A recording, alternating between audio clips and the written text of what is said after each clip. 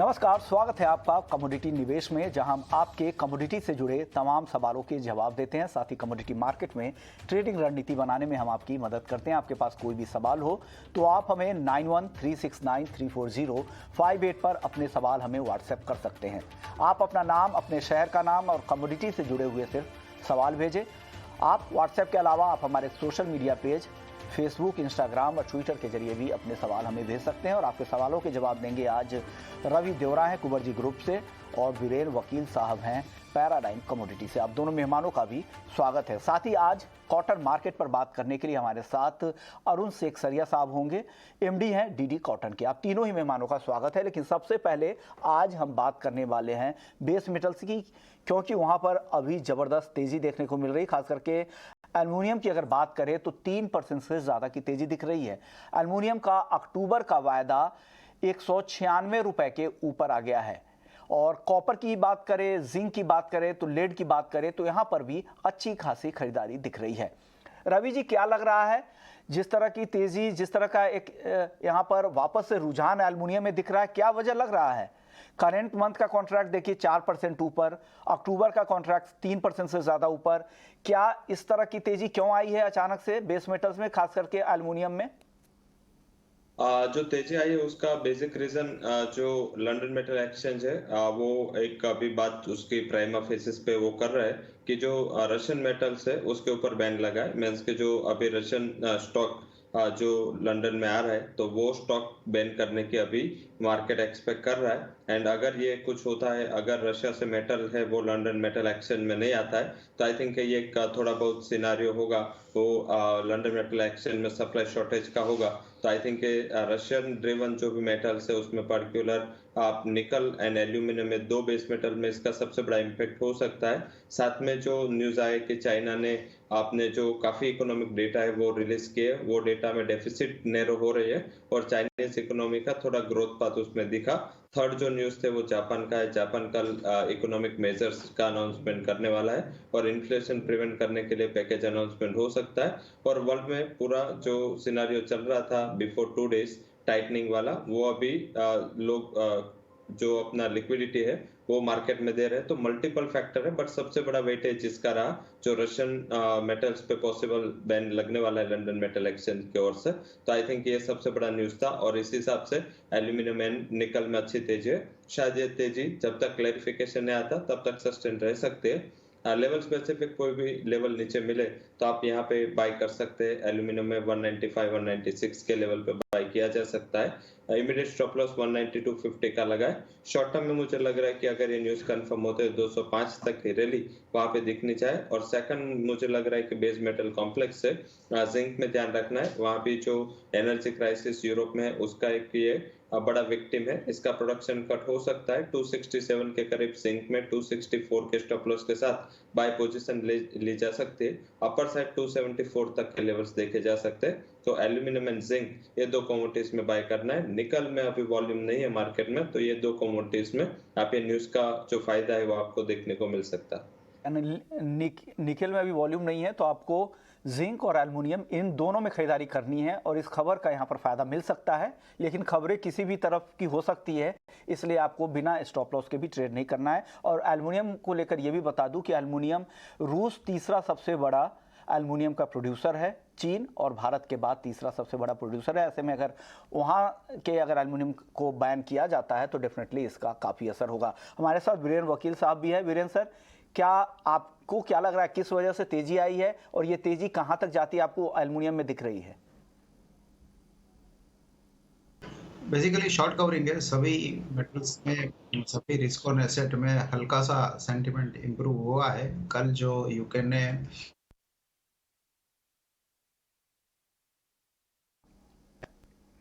Basically तो ये short covering है। अभी शायद ऊपर जा सकता है, बट फंडामेंटल बैकड्रॉप के हिसाब से अभी मैं ऐसा समझता हूँ कि कॉपर में लाइट शॉर्ट सेल का मौका मिलेगा।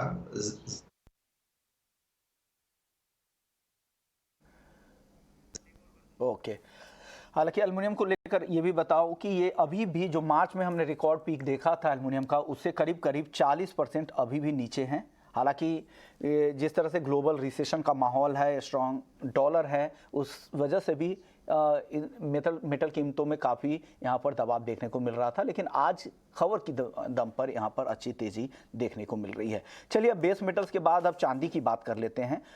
आधा प्रेशियस मेटल भी है चांदी, तो चांदी को लेकर रवि जी आपका व्यू क्या है? चांदी में भी जिस तरह से कल अच्छी तेजी दिखी, वो तेजी टिक नहीं पाई, रिवर्स गियर लगा ले रही है चांदी। क्या लग रहा है चांदी में क्या हो रहा है और अब इन स्तरों पर क्या करना चाहिए? 56,000 के आसपास अगर किसी को ट्रेड करना है तो क्या सलाह दे रहे हैं आप? बुलियन थोड़ा जो डॉलर इंडेक्स में फिर से रिकवरी आई है आज मॉर्निंग से, उसमें ज्यादा फंसा है, साथ में यूएस के ट्रेजरी यील्ड है उसमें भी काफी बड़ी रिकवरी है, तो मुझे लग रहा है कि वहां पे दोनों साइड के ट्रेड हो सकते हैं। पर्टिकुलर जो मेटल्स में रिकवरी, उसका एक सपोर्ट नीचे के लेवल से मिलेगा और हायर लेवल से रेजिस्टेंस या डॉलर इंडेक्स एंड साथ में बॉन्ड यील्ड का रहेगा, तो मुझे लग रहा है कि दोनों साइड के प्रेशर रहेंगे। बट हालांकि ये जो न्यूज है वो कमोडिटी ड्रिवन है, एल्यूमिनियम एंड निकल स्पेसिफिक न्यूज है, तो मुझे लग रहा है कि वहां पे ज्यादातर आपको फोकस सेल ऑन राइज का रखना है। अगर डॉलर इंडेक्स ये जो बढ़ा है एंड जो पूरा उसका जो लॉस था वो धीरे धीरे वो सर पर कर रहा है, साथ में ट्रेजरी भी बढ़ी है, तो मुझे लग रहा है कि हायर लेवल से प्रेशर बुलियन में बना रहेगा। सिल्वर में आप सेल ऑन राइज का स्ट्रेटेजी रख सकते हैं। अगर 56,350 के करीब प्राइसेस मिलते हैं, बेच के चलना चाहे 56,780 के स्टॉप लॉस के साथ। एक लिमिटेड डाउन साइड में वहां एक्सपेक्ट कर रहा हूँ 55,500 की, तो सेल ऑन राइज का स्ट्रेटेजी रखना है, स्टॉप लॉस जरूर से लगाए। सेकंड हाफ में जैसे ही 6 बजे यूएस के जीडीपी के नंबर्स आएंगे, वोलेटिलिटी एक्सट्रीम हो सकती है। अगर आपका क्या व्यू है रवि जी? पार्डन? गोल्ड में आपका क्या व्यू है? हाँ, गोल्ड में भी आज के दिन में एटलीस्ट ट्रेड लेना है तो उसमें भी सेल ऑन राइज का ही ट्रेड में लूंगा। 50,100 के करीब गोल्ड में मेरी बाइक सेल की सलाह है। मैं दिसंबर कॉन्ट्रैक्ट की बात कर रहा हूँ। अपर साइड जो स्टॉप लॉस आपको लगाना है दिसंबर कॉन्ट्रैक्ट में वो 50,280 का, और डाउन साइड एक लिमिटेड डाउन साइड में एक्सपेक्ट कर रहा हूँ 49,800 तक के लेवल में। यहाँ से 300 पॉइंट का फॉल गोल्ड में सेकंड हाफ में आ सकता है। ये व्यू है गोल्ड को लेकर। चलिए अब बात कर लेते हैं क्रूड की, क्योंकि क्रूड को लेकर कई सारे दर्शकों के सवाल भी हैं। एक सवाल ही ले लेते हैं रवि जी। एक सवाल मनीषा जी का है। मनीषा जी के पास क्रूड है 6,700 और 6,500 स्ट्राइक की पुट इन्होंने खरीदा है। इनका व्यू 1 से 2 हफ्ते तक ये होल्ड कर सकती है। यहाँ से क्या गिरावट की संभावना है 1 से 2 हफ्ते में क्रूड में? और शायद ओपेक की मीटिंग का जब तक आउटकम नहीं आएगा तब तक कोई बड़ी गिरावट की एक्सपेक्टेशंस क्रूड से नहीं रखनी चाहिए। बेसिक रीजन है कि अभी जो न्यूज चल रहा है कि ओपेक की मीटिंग में शायद प्रोडक्शन कट करने का फैसला आ सकता है, तो तब तक मार्केट थोड़ा ऑप्टिमिस्टिक रहेगा। साथ में मेटल्स एंड अदर जो रिस्कियर एसेट क्लास है उसकी रिकवरी है, उसका भी उसको थोड़ा बहुत फायदा मिल सकता है। तो मुझे लग रहा है कि अगर 6700 के करीब प्राइसेस आ जाता है तो एक बार आप पुट में से एग्जिट करके वहां पे 6700 के कॉल पे ध्यान रख सकते हैं। लेवल स्पेसिफिक 6,730 के करीब अगर फ्यूचर बाय करना चाहे तो वहां पे मेरा एडवाइस बाय का रहेगा 6,870 के टारगेट के लिए 6,650 के स्टॉप लॉस के साथ ये ट्रेड लेना है। तो मुझे लग रहा है कि बाय एंड डिप्स का स्ट्रेटेजी रखना चाहिए। एक और सवाल इनका एनजी के ऊपर था।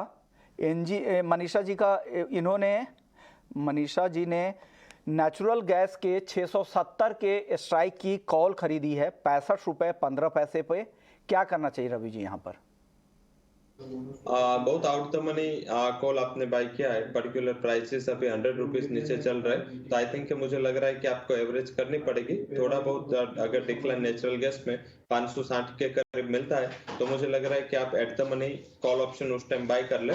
आपको एवरेज करना पड़ेगा, डायरेक्टली आपका कॉस्ट है वो आएगा ऐसा दिख नहीं रहा। 540 का काफी अहम सपोर्ट है, जब तक ये ब्रेक ना हो तेजी का मूव मुझे लग रहा है कि सस्टेनेबल है। तो कोई भी यहाँ से 15-20 पॉइंट की गिरावट आती है, आप 560 का कॉल ऑप्शन है वो बाय करके एवरेज करके निकल सकते हैं। ऑल ओवर मुझे लग रहा है 630-640 तक प्राइसेस में 1 से 2 हफ्ते में मूव आना चाहिए। अगर करंट मंथ के जो ये स्ट्राइक की है 670 की, अगर इसी स्ट्राइक के कॉल ऑप्शंस में अगर होल्ड करें तो क्या इसके प्रीमियम के भाव नहीं बढ़ते दिख रहे हैं आपको? इसके प्रीमियम के भाव बढ़ेंगे, बट बाद में टाइम करेक्शन होगा तो एक्सपायरी के नजदीक प्रीमियम नीचे आता जाएगा। तो लास्ट तक वेट करने में क्या होता है, 10 से 15 दिन में प्रीमियम डीके काफी हो जाता है। तो अगर आप लास्ट तक खड़े रहोगे और वोलेटिलिटी में 670 के ऊपर नहीं जाएगा तो ये प्राइस जीरो बंद हो गए। तो मुझे लग रहा है कि अभी एडवाइस ये रहेगी कि अगले 10 दिन 15 दिन इतना time value correction price means option के प्राइस में नहीं देखने को मिलेगा। तो इससे एवरेज करके जल्दी 640-50 के करीब आए तो तब निकलने को मिलेगा आपको। अदरवाइज डायरेक्टली पुट है वो जीरो होने का चांसेस ज्यादा रहेगा कॉल का। सॉरी सर, 6,700 6,500 क्रूड के स्ट्राइक की इन्होंने पुट खरीदी है मनीषा जी ने। क्या लग रहा है आपको, यहां से गिरावट की संभावना है क्या क्रूड में? 2 हफ्ते तक ये रुक सकती हैं इनकी होल्डिंग कैपेसिटी।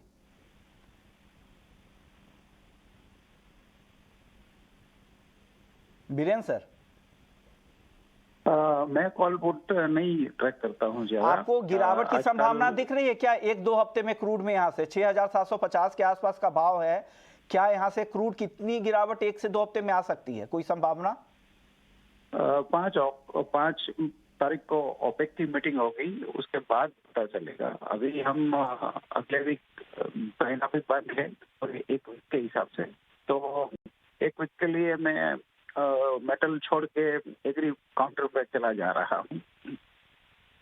चलिए, अगले दर्शक है कृष्ण है दिल्ली से। कॉपर पर क्या करना चाहिए? बीरेन सर, क्या लग रहा है कॉपर में क्या करना चाहिए? यहाँ से थोड़ा सा बाउंस आए तो शॉर्ट साइड जाना चाहिए 645 पे अक्टूबर कॉन्ट्रैक्ट, 650 टू 653 का स्टॉप लॉस होना चाहिए, 632-33 का टारगेट रख सकते हैं और 2 से 3 दिन का 2 वर्किंग सेशन का ये व्यू है। यानी यहाँ पर आपको बेचने की सलाह है। 651-52 रुपए का स्टॉप लॉस लगा ले, 645 पे बेचे, 632 का टारगेट है, 1 से 2 दिनों का व्यू है। अगर आप कॉपर में ट्रेड करें तो 651-52 का स्टॉप लॉस जरूर में ध्यान में रखिएगा, जो बीरेन जी की तरफ से सुझाव दिए गए हैं। इसके बंसल है ग्वालियर से। लेड में क्या करना चाहिए? 2 से 4 दिनों का नजरिया है। बीरेन सर, क्या लेड में क्या करें 2 से 4 दिनों के लिए? बैकवर्डेशन है और सप्लाई शॉर्टेज का मामला है, तो यहाँ से मैं बाइंग प्रेफर करूंगा। 177, 176 इवन एग्रेसिव ट्रेडर है तो करंट लेवल पे भी बाई कर सकते हैं। 182, 184 का हम टारगेट देख सकते हैं 3-4 वर्किंग सेशन में। स्टॉप लॉस हमारा 176 होना चाहिए। 26 का सर? 176। ओके, यानी 176 के स्टॉप लॉस के साथ आपको यहाँ पर खरीदारी की सलाह। आप लेड में क्या सलाह दे रहे हैं रवि जी? जरूर से ये एक बहुत सेफ कमोडिटी है। मींस के 1-2 रुपए की ज्यादा मूवमेंट उससे रहती नहीं है। तो काफी टाइम से जिंक एंड अदर मेटल्स में 6-7% के ऊपर और नीचे मूवमेंट हो गई, बट ये कमोडिटीज में 1 रुपये भी प्राइसेस चेंज नहीं हो रहा है। तो मेरे हिसाब से आपको strategy wise buy and dips का स्ट्रेटेजी अक्टूबर कॉन्ट्रैक्ट में रखना है। 175 के करीब बाय करके चले, स्टॉप लॉस 170-80 का लगाए और अपर साइड 180 तक के लेवल्स में एक्सपेक्ट कर रहा हूँ। तो बाय एंड डिप्स का स्ट्रेटेजी लेट में रखना चाहिए। मुझे लग रहा है कि थोड़ा बहुत एक शॉर्ट कवरिंग रहेगा और वैसे भी आपको इंट्राडे में इतना ज्यादा मूवमेंट नहीं मिलेगा, तो आपको शॉर्ट टर्म के लिए होल्ड करना है। अगले दर्शक हैं महावीर हैं बेंगलुरु से। क्या गोल्ड, कॉमेक्स गोल्ड $1,700 तक आ सकता है क्या? क्या लग रहा है 1700 तक जाने की उम्मीद लग रही है क्या बीरेन सर आपको? कल बैंक ऑफ यूके का जो इंटरवेंशन आया और जिस हिसाब से आया, ये देखते हुए ऐसा लग रहा है कि ये मार्केट फिलहाल तो वीडियो गेम बन चुके हैं, तो कोई प्रेडिक्शन करना मैं प्रेफर नहीं करता हूँ। ये कुछ भी अनुमान लगाना मुश्किल है, बाजार काफ़ी अनसर्टेन दिख रहा है बीरेन सर को। चलिए अब बात कर लेते हैं एग्री कमोडिटी की और सबसे पहले कॉटन की, क्योंकि कॉटन में जिस तरह की गिरावट हम MCX पे देख रहे हैं, हालांकि अब बहुत ज़्यादा वॉल्यूम नहीं है क्योंकि नए सिरे से जनवरी से कॉन्ट्रैक्ट लॉन्च होने वाला है। जल्दी उस कॉन्ट्रैक्ट की पूरी रूपरेखा तैयार हो जाएगी। अलग अलग पार्टिसिपेंट से उस पर राय भी ले जा रही है। लेकिन इस वक्त की अगर बात करें तो अक्टूबर कॉन्ट्रैक्ट वायदा MCX पर 30,000 के स्तर के आसपास आ चुका है। नवंबर की बात करें तो 29,500 रुपए तक फिसल चुका है, यानी बड़ी गिरावट आ चुकी है। और आइस कॉटन की बात करें तो यहाँ भी गिरावट है, 88 के नीचे आ चुका है, 2% की गिरावट है और महीने भर में 22% तक दाम घट चुके हैं।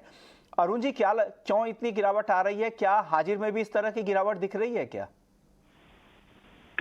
नमस्कार जी, देखिए जहां तक गिरावट का सवाल है, ये एब्सोल्युटली करेक्ट है कि ये गिरावट काफी आ गई है मार्केट के अंदर और this is all number 1 the main reason. एक ही कारण है, डिमांड अक्रॉस द बोर्ड कहीं पे भी नहीं है। यार्न की नहीं है, कपड़े की नहीं है, गारमेंट की नहीं है, कोई भी नहीं है। That is number 1 factor. कोई मील वाला ये भाव में रुई लेने को तैयार नहीं है, वो लेके करेगा क्या? रोज भाव घटते जा रहे हैं और अगर रुई दिया तो उसमें भी और नुकसान लगेगा। नंबर 1। नंबर 2, आज इंटरनेशनली अभी वो यूएसए के अंदर भी मार्केट वीक हुआ था, सब कुछ हुआ था, उधर भी डिमांड नहीं के बराबर है, लोग तोड़ तोड़ के माल बेच रहे हैं। एमसीएक्स का जहां तक सवाल है कि एमसीएक्स का दाम इतना घटा क्यों है, इसके अंदर देखिए एमसीएक्स के अंदर एक तो फ्यूचर का नक्की नहीं है कि भी आगे जाके एमसीएक्स का फ्यूचर क्या होने वाला है। जनवरी से कोई कॉन्ट्रैक्ट है नहीं, तो जितने भी जो वायदा जो चल रहा है उसमें आप लिक्विडिटी देखोगे, except October there is no liquidity. आज दिसंबर में मुश्किल से 400 गार्ड की लिक्विडिटी है, और अगर आपका ये नवंबर का देखोगे तो नवंबर में भी मुश्किल से 1000 गार्ड की भी 2000 गार्ड की भी लिक्विडिटी नहीं है, कॉन्ट्रैक्ट नहीं हुआ है। तो this is not a future contract, ये तो खाली एक नाम के लिए चल रहा है, but this is not helping any stakeholder. कारण क्या होगा शुभमन जी कि आज आपका जो फार्मर है, फार्मर को सबसे बड़ी दिक्कत आ रही है, वो माल बेच, अगर भाव नीचे गिर रहा है तो वो कम से कम एमसीएक्स में हेज कर सकता था, आज वो नहीं कर सक रहा है क्योंकि उसके पास कोई कॉन्ट्रैक्ट ही नहीं एमसीएक्स का कॉन्ट्रैक्ट हेज करने के लिए, तो क्या करेगा वो? तो ये नुकसान है, अक्रॉस द वैल्यू चेन नुकसान हो रहा है। वेदर आप फार्मर का देखिए, खेडूत का देखिए, वेदर आप जिनर का देखिए, ट्रेड का देखिए, कोई और कोई इसको पड़ता नहीं है। और दूसरी बात है, एक्सपोर्ट के अंदर कोई चांस ही नहीं है। रोज की आज अराइवल आपकी 35 से 40 हजार गार्ड की हो गई है, कोई डिमांड नहीं है। और एक्सपोर्ट के अंदर अवर कॉस्टिंग भाव घटने के बाद भी अपनी कॉस्ट कम से कम 10 सेंट ऊपर है इंटरनेशनल मार्केट से, तो क्या होएगा? सर, अब जिस तरह से अब अराइवल का सीजन भी आ चुका है, क्या लग रहा है इस बार अनुमान? हालांकि सीसीआई सीएमडी से आज बात हुई थी प्रदीप जी से, तो लोग कह रहे थे उनका जो पुराना अनुमान था 360 लाख गांठ, वो कह रहे हैं कि मौसम काफ़ी इधर खराब चल रहा है, यील्ड को लेकर भी चिंता है, फसल भी डैमेज होने की खबर आ रही, तो वो लोग डाउनवर्ड रिवाइज करेंगे। और जैसा सीएसीपी की तरफ से भी आया था 342 लाख गांठ शायद फर्स्ट एस्टिमेट इस तरह के आ रहे हैं। तो क्या लग रहा है आपको, क्या लग रहा है कितना उत्पादन हो सकता है कॉटन का इस नए सीजन में 2022-23 में? 10 साल का रिकॉर्ड क्रॉप होने की संभावना है। अपने को, मेरे को जहां तक, जो मैंने भी पूरे विस्तार में ट्रैवल किया, मैंने महाराष्ट्र भी ट्रैवल करके आया हूँ, मैं गुजरात भी जाके घूम के आया हूँ, मैं सब जगह कम से कम 1500-1600 किलोमीटर ट्रैवल किया लास्ट 1 वीक में। मेरे को नुकसान कहीं पे भी नहीं दिखा। नुकसान हो गया तो कोई नुकसान नहीं होता है वो। और जहां तक मेरा अनुमान है, आज हिंदुस्तान के अंदर कम से कम 360 से 370 लाख की क्रॉप कोई रोक नहीं सकता आज की तारीख में। कल अगर मौसम ही खराब हो जाए तो बात अलग है, वो आउटटर्न भी अच्छा आ रहा है, यील्ड भी अच्छी आ रही है, सब कुछ अच्छा आ रहा है। तो आज की तारीख में तो क्रॉप बहुत अच्छी दिख रही है सर। मेरे को पता नहीं कि कहां से नुकसान का समाचार आता है, बट अभी तक तो क्लियर भी कोई भी नुकसान की एरिया नहीं। देयर आर सम पॉकेट्स, 3-4% 5% होगा, बट अदर वो एरिया में और सब एरिया में बढ़त भी काफी है। ओके सर, कॉटन केक को लेकर क्या लग रहा है? कॉटन केक में भी अब काफी गिरावट आ चुकी है, आपको लग रहा है कि कॉटन केक में अब यहां से तेजी की संभावना दिख रही है या अभी और गिर सकता है कॉटन केक का भाव? सर, अगर कॉटन के प्रोडक्शन अगर के अनुमान इतना है तो मुझे कॉटन केक और कॉटन से दोनों ही नीचे जाने की संभावना है नहीं, और सोया की क्रॉप भी अच्छी दिख रही है। तो कॉटन में कितनी, अभी 2250 के नीचे आ गया है वायदा में भाव, हालांकि हाजिर के भाव 2600-2700 के आसपास हैं। कितनी गिरावट की और उम्मीद करें? क्या 2000 के नीचे भी चला जा सकता है क्या कॉटन केक? देखिए, ये तो एक नोशनल चीज होती है 2000 के, अभी तो अराइवल चालू नहीं हुई ना, तभी वो 2000 पे हो जावे कि 1800 हो जावे कि 2500 हो जावे, उसका कोई मतलब नहीं है। जब से अराइवल चालू होगी, बनना चालू होएगा तो पीछे उसका रियल वैल्यू। पर मेरे हिसाब से कॉटन केक में एनीवेयर बिटवीन 2200-2400 का रेट चलता रहेगा, और कॉटन सीड का भी मेरे हिसाब से 2600 से 2800 का रेट चलता रहेगा। शुक्रिया अरुण जी, आपने वक्त निकाला हमारे लिए, कॉटन और कॉटन केक दोनों मार्केट के बारे में बताया कि क्या स्थिति है। और अरुण जी का कहना है कि उन्होंने ग्राउंड पे काफ़ी ट्रैवल भी किया है, ग्राउंड रिपोर्ट भी निकाली है, इनको लग रहा है कि इस बार बम्पर उत्पादन हो। हालांकि आने वाले जो कुछ है, जो एक्सटेंडेड रेन, जो बेमौसम बारिश होती है, उसका क्या असर होता है, उससे कितना डैमेज होता है, अगर वो स्थिति नहीं बनती है तो 10 साल में सबसे ज़्यादा उत्पादन की संभावना इस बार लगाई जा रही है। हालांकि सरकार ने भी टारगेट तो दिए थे 370 लाख गांठ का, लेकिन जो पहला एस्टिमेट आया है उसमें 342 लाख गांठ का है। देखते किस तरह से स्थिति आगे चलती है। चलिए वापस से लौटते हैं, कुछ और दर्शकों के सवाल लेते हैं। बीरेंद्र सर, ग्वार पर एक सवाल आ रहा था, पवन है हिसार से। अब आज इनका सवाल है कि अक्टूबर में ग्वार सीड क्या 6500 रुपए हो जाएगा क्या बीरेंद्र सर? ऐसा दिख रहा नहीं रहा, ऐसा चांसेस नहीं लगता है मुझे। आपको क्या लग रहा है, 6500 की उम्मीद ग्वार सीड में करके चल सकते हैं क्या रवि जी? मुझे दिख नहीं रहा 6500 का लेवल, क्योंकि पर्टिकुलर जो प्राइसेस है या फिर फंडामेंटल्स है, मुझे लग रहा है मैक्सिमम जो अपर साइड प्राइसेस है जो गुआर सिल्क है वो आपको 5300 5500 मैक्स टू मैक्स ये जा सकते हैं। बाद में अगर कोई फंडामेंटल में चेंज हो तो थोड़ा बहुत ऊपर नीचे हो सकता है, बट इतना ज्यादा जो टारगेट एक्सपेक्ट करना ये ओवर ऑप्टिमिज्म है। मुझे लग रहा है कि अगर बाइंग पोजीशन है और 5300 से 5500 मिलता है तो एक बार पोजीशन से निकल जाना बेहतर होगा। कॉटन पर रवि जी आपका व्यू, कॉटन में क्या लग रहा है आपको? कॉटन में ये प्रेशर जारी रहेगा, इंटरनेशनल बेंचमार्क या डोमेस्टिक बेंचमार्क करे। उसमें क्या था कि पर्टिकुलर जो सप्लाई चेन है या वैल्यू चेन है, उन्होंने ही लास्ट ईयर देखे तो प्राइसेस 50,000 के ऊपर स्टेबल थे। हालांकि वहां से जो international market as well as domestic market में करेक्शन आया, उसका बेसिक रीजन है कि चाइना लगातार अपना इंपोर्ट कम कर रहा है। उसके अलावा वो अपना एग्जिस्टिंग स्टॉक है कोटा, वो दिसंबर तक खाली करेगा, तो उसका भी एक इंटरनेशनल मार्केट में उसका प्रभाव होगा। डोमेस्टिक मार्केट में अराइवल्स अपने चरम पे है, और वैसे देखे तो थोड़ा बहुत अराइवल का जो कमी है या अराइवल थोड़ा ठंडा पड़ेगा, वो आपको नवंबर के करीब थोड़ा नीचे आएगा, तब तक अराइवल अपने पिक पे रहेगा। और फसल भी मार्केट की जो एक्सपेक्टेशन है अलाइन विद है। But yes, domestic demand and consumption को लेके काफी चिंता है। अभी तक जितना चाहिए इससे 50-60% भी डिमांड आई नहीं है, तो ये सबसे बड़ा वीक पॉइंट होगा आगे जाके। तो कोई भी उछाल आता है, मुझे लग रहा है कि कॉटन कॉम्प्लेक्स में बेच के चलना चाहिए। हालांकि हायर लेवल से ऑलरेडी 21,000 पॉइंट का करेक्शन कॉटन कॉन्ट्रैक्ट में आ चुका है, तो अभी मुझे लग रहा है कपास खाली में बेच के चलना चाहिए। 2255 के करीब कपास खाली में बेच के चले। 2180 का टारगेट, 2290 का एक स्टॉप लॉस लगाना है। अगर पोजिशनल ट्रेडर है वो 2100 तक भी रुक सकते हैं। ये दर्शक है हीरालाल राजस्थान से है, गोल्ड में ताजा भाव पर क्या करे? वीरेंद्र सर क्या करे गोल्ड में ताजा भाव पर?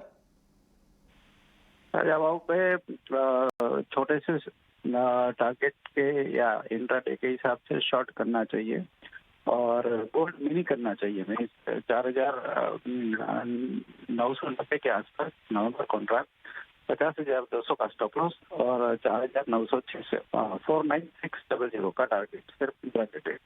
गोल्ड मिनी 50,200 के स्टॉप लॉस के साथ आपको यहां पर शॉर्ट करना है, वीरेंद्र सर ऐसा मानते हैं, तो स्टॉप लॉस का ध्यान रखिएगा। शुक्रिया वीरेंद्र सर आपका, रवि जी आपका, आप लोगों ने वक्त निकाला और दर्शकों के सवालों के जवाब दिए और पूरा आउटलुक भी समझाया। तो कमोडिटी निवेश में फिलहाल इतना ही, लेकिन आप बने रहिए हमारे साथ। ब्रेक के बाद स्वदेश विशेष हमारी खास पेशकश, बने रहिए हमारे साथ। नमस्कार।